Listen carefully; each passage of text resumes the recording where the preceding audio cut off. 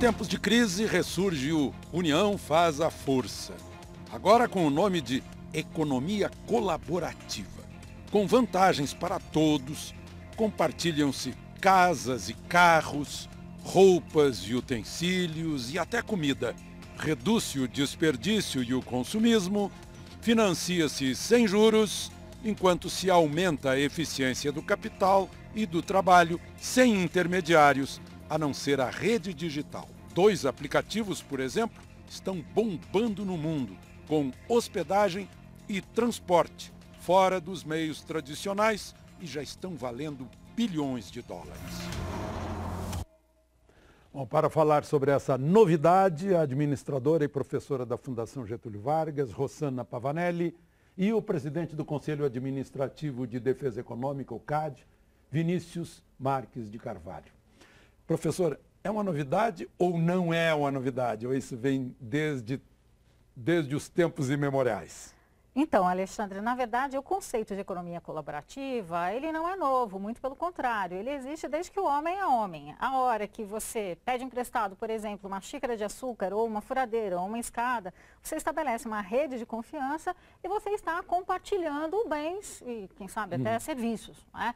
O que é relativamente recente, de 10, 15 anos para cá, é o impacto dessa colaboração.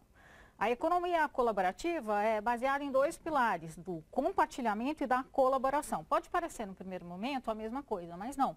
Você pode ter, inclusive, a colaboração para encontrar soluções para o setor público, né, que seriam as ações de crowdfunding, né, de crowdsourcing.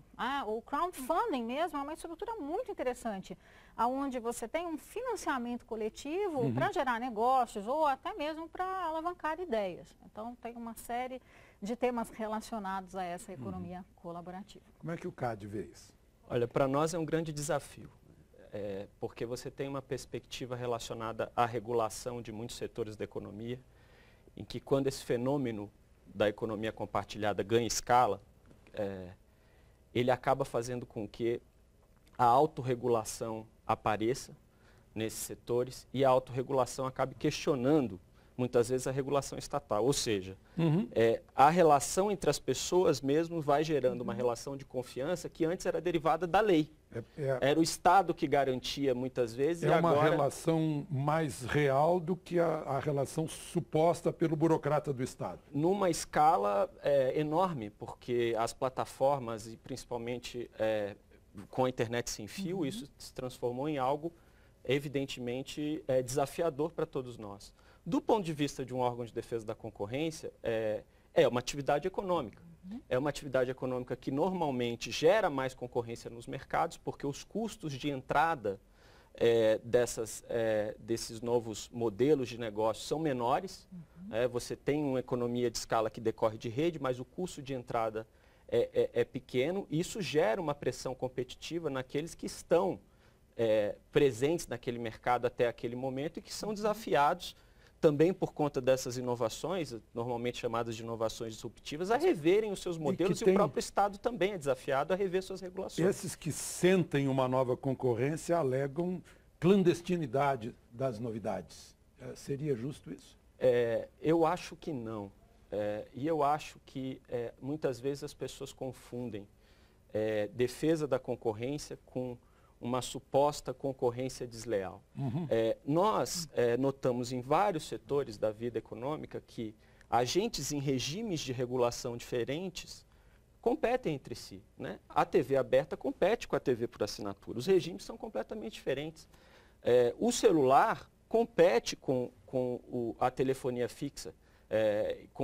Tem competido e isso tem sido alvo de preocupação do Estado de regular o equilíbrio entre esses setores. Agora, não é porque você tem uma novidade que advém de uma revolução tecnológica, que advém de uma inovação, que necessariamente essa novidade tem que ficar presa à regulação antiga, porque senão ela deixa de ser novidade. E algo que é importante mencionar também, quando nós fazemos esse debate sobre a legalidade, quem tem pretensão de que as leis sejam eternas é só ditadura. Né? As leis, elas são feitas para se adaptarem à realidade. A nossa própria Constituição tem instrumentos previstos nela mesma para ser reformada. para se adaptar. Então, esse debate, eu acho que ele tinha que começar com um foco que é o que esse serviço traz para a sociedade? Ele é bom? A sociedade gosta, não gosta? O que é possível fazer para que esse serviço seja melhor? E o que é possível fazer para aqueles que estão prestando o serviço até então possam ter condições de competir com algo novo que aparece também. A partir desse debate dentro da sociedade, em que a defesa da concorrência é um dos valores que vai estar em jogo, é que eu acho que você tem que discutir os padrões de legalidade que você deve adotar. Se me permite dizer, não é, eu fico extremamente feliz em ouvir uma fala como essa de um representante de um órgão regulador, porque é exatamente isso, não é? Esses modelos fundamentados em redes, em geral, apresentam uma eficiência muito maior do que os modelos tradicionais e acabam colaborando, inclusive, para que os modelos aqui instalados sejam revistos. Olha que maravilha isso, não é? Então melhora a competitividade. Já que é uma novidade, as pessoas estão, de certo, curiosas.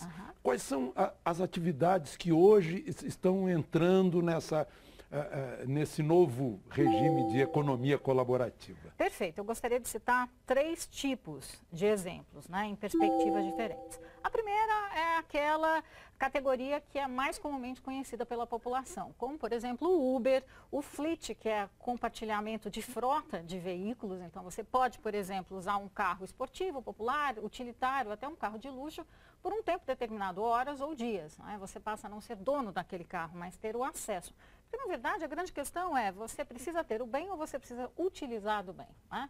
E aí vem, dentro dessa categoria, serviços de hotelaria, como Airbnb e outros tantos mais. A segunda categoria são os serviços que são considerados como de contribuição marginal zero ou próximo de zero. Ou seja, que para adquiri-los, você não precise necessariamente ter uma troca, uma contrapartida financeira. Então, por exemplo, você tem uma grande rede, um grande site que diz assim, tem açúcar? Então, que você troca e compartilha bens sem necessariamente ter que pagar por isso, como é o modelo do Uber, do Airbnb, do Fleet, de outros tantos provedores de serviços. Né? E como que esses modelos se sustentam? Já que você pode usar, por exemplo, uma bolsa, uma furadeira, uma escada e você não paga, você não tem um desembolso financeiro para isso. Se sustenta no modelo Google, com patrocinadores. Então, você tem as grandes redes sociais que acabam aportando. Esse é o segundo tipo. E o terceiro tipo, que eu tenho observado com grande simpatia, movimentações, inclusive no governo, ele abre para produção compartilhada e para identificação de soluções que podem vir da sociedade como um todo, do cidadão, por exemplo. A hora que um governo disponibiliza dados e lança desafios à sociedade para ajudá-lo a encontrar melhores práticas. Isso não é só observado no governo. A gente tem observado também grandes corporações como a Procter & Gamble e outras tantas no Brasil, a Natura, que abrem competições e ciclos de inovação para a participação de diferentes representantes da sociedade, sejam eles professores, consultores, especialistas, técnicos em segmentos específicos, que vão alavancar de uma maneira exponencial a produtividade e a inovação dentro de corporações tradicionais. Então, o leque de contribuição da economia colaborativa é enorme. Nós ainda estamos muito atrás do que deveríamos participar desse movimento. E esse momento de crise estimula, né?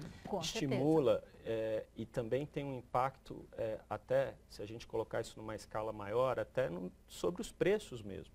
Perfeito. Porque o que acontece normalmente quando a gente fala de economia compartilhada, economia colaborativa? As pessoas colocam no mercado, entre aspas, às vezes tem gente que discute até se isso é um mercado, não é? Mas, enfim, as pessoas colocam no mercado aquele excesso de capacidade que elas têm. Então, se elas têm um carro, que elas andam sozinhas, elas compartilham mais 3 vagas no carro, por exemplo. Se elas têm um apartamento vazio, elas compartilham via o Airbnb o apartamento vazio. Ou seja, você tem um choque de oferta. Você está aumentando a oferta de determinadas utilidades ou serviços para a sociedade. Isso, obviamente, né, lei da oferta e da procura, quando você aumenta a oferta, você tende a ter uma redução dos preços. Então, é claro que as redes hoteleiras estão olhando para esse fenômeno do Airbnb e falando, bom, talvez o preço que eu coloco nos quartos em determinados momentos do ano com o Airbnb tenha que reduzir um pouco. E isso com os outros serviços também. Na questão do Uber especificamente, tem esse ponto que é o fato de que o preço do táxi é regulado. Você tem uma tarifa lá que o taxista pode dar, pelo menos essa sempre foi a opinião do CAD, desde 1998 para cá, que o taxista pode dar o desconto. E isso, obviamente, a existência do Uber vai estimular que o taxista dê Parece desconto. que houve um caso com o senhor, em que o senhor pegou um táxi desses que dão desconto. Foi com o ex-presidente do CAD. Ah, foi outro Foi em presidente. 98. Aham. Foi o Gessner de Oliveira em 98, que teve, ele foi coagido a sair de um radiotáxi na época, que era o radiotáxi que dava desconto, no aeroporto aqui de Brasília. Inclusive, essa matéria passou hoje no Bom Dia DF. E ele, naquele momento, instaurou um procedimento no CAD que recomendou à época ao E ele foi à governador... delegacia registrando Foi à na polícia. delegacia, instaurou um procedimento no CAD e recomendou ao governador que viabilizasse a política de desconto dos taxistas aqui em Brasília, que é algo que, de fato, não tem sentido. Porque o preço, se você regula numa situação como essa, tem que ser um preço teto. Não tem por que você proibir de se negociar desconto. Não tem lógica nisso, a não ser uma lógica cartorial, monopolista, de garantia de privilégios, que não quer enfim. mudanças. Exatamente. A senhora queria fazer um acréscimo. Então, recentemente nós tivemos um caso de um casal, uma certa idade, na melhor idade, que foi retirado de um veículo que estava prestando o transporte na rede do Uber por taxistas. Isso aconteceu semana passada, não sei dizer em qual cidade, aqui no Brasil. Isso é um absurdo. Então, quer dizer que eu sou a rede Foi em Hyatt. Brasília. Foi na capital do país. Na cidade. Eles estavam inscritos naquilo que eu chamaria um clube, um clube de transporte. Não é transporte público, não é um transporte privado. Por escolha própria, Alexandre. Diga-se de passagem. Sim. Então, como é que você, por exemplo, se é uma grande rede hoteleira, você bate na porta